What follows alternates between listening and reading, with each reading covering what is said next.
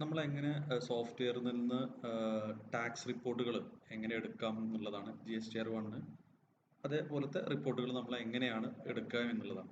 ഇപ്പോൾ ആദ്യമായിട്ട് നമ്മൾ റിപ്പോർട്ട്സിൽ പോയി കഴിഞ്ഞാൽ നമ്മളിപ്പോൾ കഴിഞ്ഞ മാസത്തെയാണല്ലോ എടുക്കേണ്ടത്. ഇപ്പോൾ ഇന്ന് ഈ മാസത്തെ റിപ്പോർട്ട് സാധാരണ നമ്മൾ റിപ്പോർട്ട് പിന്നെ പ്രീവിയസ് മന്തത്തെയാണ് എടുത്തു കൊടുക്കുക.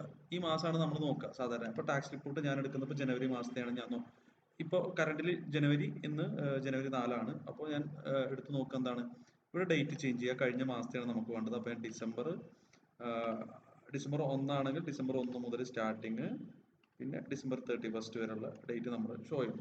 നമുക്ക് സെയിൽസ് റിപ്പോർട്ടാണ്, സെയിൽസുമായിട്ട് ബന്ധപ്പെട്ട റിപ്പോർട്ടാണ് വേണ്ടതെങ്കിൽ സെയിൽസ് ഇവിടെ ക്ലിക്ക് ചെയ്തിട്ട് സെയിൽസ് എടുക്കാം. പർച്ചേസുമായിട്ട് ബന്ധപ്പെട്ട റിപ്പോർട്ടാണ് purchase, sales return, purchase return, അങ്ങനെ ഏതുമായിട്ട് ബന്ധപ്പെട്ടാണോ അത് എടുക്കുക. അപ്പോൾ സെയിൽസുമായിട്ട് ബന്ധപ്പെട്ട് ഷോ അടിച്ച് കഴിഞ്ഞാൽ നമുക്ക് സെയിൽസുമായിട്ട് ബന്ധപ്പെട്ടുള്ള എല്ലാ റിപ്പോർട്ടുകളും ഇവിടെ കാണാം. നമുക്ക് ഓൾറെഡി അല്ലേ നമ്മൾ മൊത്തം ഡോക്യുമെന്റ് നമ്പർ ഉണ്ടായിരിക്കും, ഡേറ്റ് ഉണ്ടാവും, GSTR1 ഇങ്ങനെയുള്ള എല്ലാ റിപ്പോർട്ടുകളും ഉണ്ടായിരിക്കാം.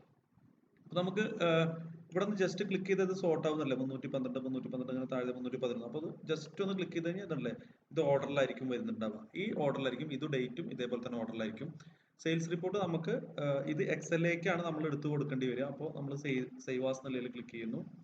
ഇവിടെ നിന്ന് നമുക്ക് ഏത് ഫയലിലേക്ക്, അപ്പോൾ ഡെസ്ക്ടോപ്പിലേക്കാണ് വേണ്ടതെങ്കിൽ ഡെസ്ക്ടോപ്പിലേക്ക്, അല്ലെങ്കിൽ ഏത് ഫോൾഡറിലേക്കാണ് വേണ്ടത് വെച്ച് കഴിഞ്ഞാൽ ഇവിടെ PDF മാറ്റിയിട്ട് നമ്മൾ എന്ത് ചെയ്യുന്നു, XLS സെലക്ട് ചെയ്യുന്നു. ഇവിടെ നമ്മൾ ഡിസംബർ ആണെങ്കിൽ ഡിസംബർ,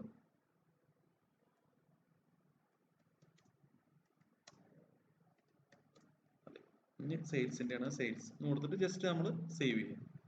ഇങ്ങനെയാണ് എക്സൽ സേവ് ചെയ്യുക. ഇനി നമ്മൾ പർച്ചേസിന്റെ റിപ്പോർട്ടാണ് വേണ്ടെങ്കിൽ പർച്ചേസിൽ പോവാം, ഷോ അടിച്ച് കഴിഞ്ഞാൽ നമുക്ക് പർച്ചേസിന്റെ റിപ്പോർട്ടും കിട്ടും ഇതേപോലെ തന്നെ. ഇനി സെയിൽസിൽ തന്നെ പലതരത്തിലുള്ള റിപ്പോർട്ടുകൾ ഉണ്ട് നമുക്ക്. പിന്നെ ടാക്സ് പെർസെൻറ്റേജ് മാത്രം ഫിൽട്ടർ ചെയ്ത് കണ്ടെടുക്കുന്ന 18% മാത്രം ഫിൽട്ടർ ചെയ്യണം, അങ്ങനെ ചെയ്യാൻ പറ്റും നമുക്ക്. ഇനി ഏതെങ്കിലും കോളംസ് ഒക്കെ നമുക്ക് ഓൺ ചെയ്യണം, ഓഫ് ചെയ്യണം, കാറ്റഗറി വൈസ് അങ്ങനെയുള്ള കാര്യങ്ങളൊക്കെ വേണമെങ്കിൽ അങ്ങനെ നമുക്ക് കിട്ടാൻ ഓപ്ഷൻസ് ഉണ്ട്.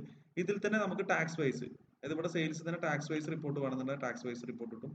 അപ്പോൾ ഇതല്ലേ ഇവിടെ റിപ്പോർട്ടുകൾ നമുക്ക് 0, 5, 12, 28 ഇങ്ങനെ ഓരോ റിപ്പോർട്ടുകൾ ഉണ്ടായിരിക്കും. ഇതിൽ തന്നെ നമുക്ക് പല HSN വൈസ് റിപ്പോർട്ടാണ്. അപ്പോൾ ഓരോ HSN വൈസുള്ള റിപ്പോർട്ടുകൾ സെപ്പറേറ്റ് ഉണ്ടായിരിക്കും. ഇതൊക്കെ ഡേറ്റ് കൊടുത്തിട്ട് നമുക്ക് ഇവിടുന്ന് നമുക്ക് എടുക്കാൻ പറ്റും.